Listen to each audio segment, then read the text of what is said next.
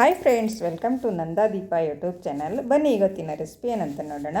ನಾನಿಲ್ಲಿ ಈವ್ನಿಂಗ್ ಟೈಮಲ್ಲಿ ತಿನ್ನುವುದಕ್ಕೆ ಒಂದು ಸ್ನ್ಯಾಕ್ಸನ್ನು ಮಾಡ್ತಾಯಿದ್ದೀನಿ. ತುಂಬಾ ರುಚಿಯಾಗಿದೆ.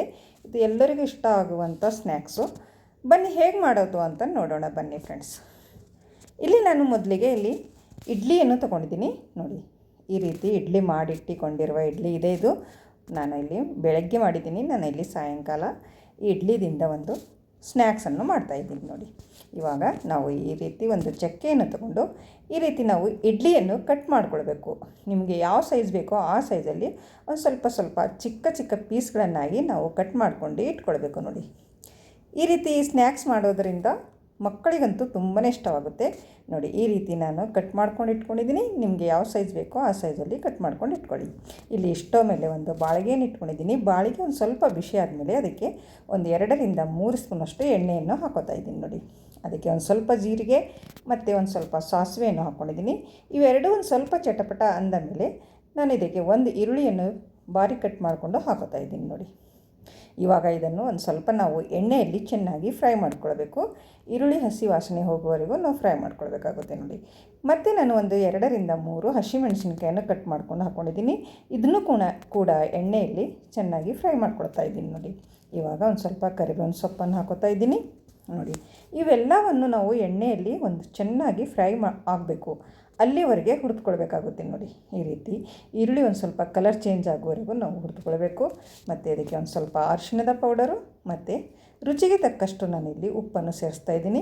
ಮತ್ತು ಅಚ್ಚ ಖಾರದ ಪೌಡ್ರನ್ನು ಕೂಡ ನಾನಿಲ್ಲಿ ಹಾಕ್ಕೊಳ್ತಾ ಇದ್ದೀನಿ. ನೋಡಿ, ಇವು 3 ಮಸಾಲ ಹಾಕಿದ ಮೇಲೆ ನಾವು ಒಂದು ಸರಿ ಮಿಕ್ಸ್ ಮಾಡ್ಕೊಳ್ಳೋಣ. ಈ ರೀತಿ ಮಿಕ್ಸ್ ಆದಮೇಲೆ ನಾನು ಇದಕ್ಕೆ ಒಂದು ಸ್ವಲ್ಪ ಸಾಸನ್ನು ಬಳಸ್ತಾ ಇದ್ದೀನಿ. ನೀವು ಇಲ್ಲಿ ವೆಜಿಟೇಬಲ್ ಕೂಡ ನಿಮ್ಮ ಹತ್ರ ಇದ್ದರೆ ನೀವು ವೆಜಿಟೇಬಲ್ ಕೂಡ ಇಲ್ಲಿ ಹಾಕ್ಕೊಳ್ಬಹುದು. ನಾನು ಇದಕ್ಕೆ ಒಂದು ಸ್ವಲ್ಪ ಸೋಯಾ ಸಾಸು ಮತ್ತು ರೆಡ್ ಚಿಲ್ಲಿ ಸಾಸು ಮತ್ತು ಇಲ್ಲಿ ಗ್ರೀನ್ ಚಿಲ್ಲಿ ಸಾಸು. ನೋಡಿ, ರೆಡ್ ಚಿಲ್ಲಿ ಸಾಸ್ ಹಾಕಿದ್ದೀನಿ, ಗ್ರೀನ್ ಚಿಲ್ಲಿ ಸಾಸ್ ಹಾಕ್ತಾಯಿದ್ದೀನಿ ಮತ್ತು ಸೋಯಾ ಸಾಸ್ ಒಂದು ಸ್ವಲ್ಪ ಒಂದೊಂದು ಸ್ಪೂನಷ್ಟೇ ಹಾಕ್ಕೊಳ್ಳಿ, ಜಾಸ್ತಿ ಏನು ಬೇಡ.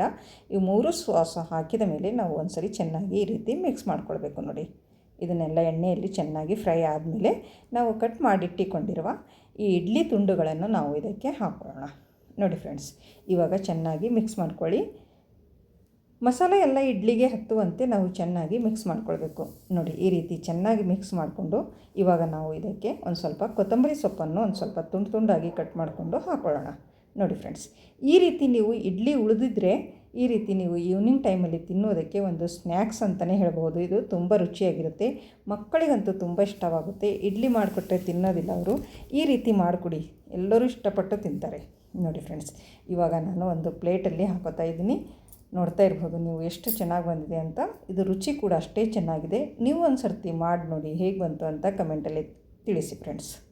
ನೋಡಿ, ಐ ಹೋಪ್ ಇವತ್ತಿನ ವಿಡಿಯೋ ಇಷ್ಟ ಆಗಿದೆ ಅಂತ ಅನ್ಕೋತೀನಿ. ಇಷ್ಟ ಆದರೆ ಒಂದು ಲೈಕ್ ಮಾಡಿ, ಶೇರ್ ಮಾಡಿ ಮತ್ತು ಕಮೆಂಟ್ ಮಾಡಿ ತಿಳಿಸಿ. ಮತ್ತು ನಿಮ್ಮ ಫ್ಯಾಮಿಲಿ ಫ್ರೆಂಡ್ಸಿಗೂ ಹೆಚ್ಚೆಚ್ಚು ಶೇರ್ ಮಾಡಿ ಫ್ರೆಂಡ್ಸ್.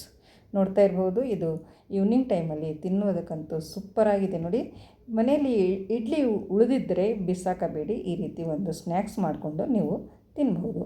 ಮತ್ತು ನನ್ನ ಚಾನಲನ್ನು ಯಾರು ಸಬ್ಸ್ಕ್ರೈಬ್ ಮಾಡಿಕೊಂಡಿಲ್ಲ ಅವರು ಸಬ್ಸ್ಕ್ರೈಬ್ ಮಾಡಿಕೊಳ್ಳಿ. ನಾನು ಹಾಕಿರುವಂಥ ವಿಡಿಯೋ ನೋಟಿಫಿಕೇಷನ್ ನಿಮಗಾಗಿ ತಲುಪುತ್ತದೆ. ನೋಡಿ, ಮತ್ತೆ ಸಿಗೋಣ ಮುಂದಿನ ವಿಡಿಯೋದಲ್ಲಿ ಹೊಸ ರೆಸಿಪಿಯೊಂದಿಗೆ, ಈಜಿ ರೆಸಿಪಿಯೊಂದಿಗೆ. ಅಲ್ಲಿವರೆಗೂ ಓಕೆ, ಬಾಯ್ ಬಾಯ್ ಫ್ರೆಂಡ್ಸ್.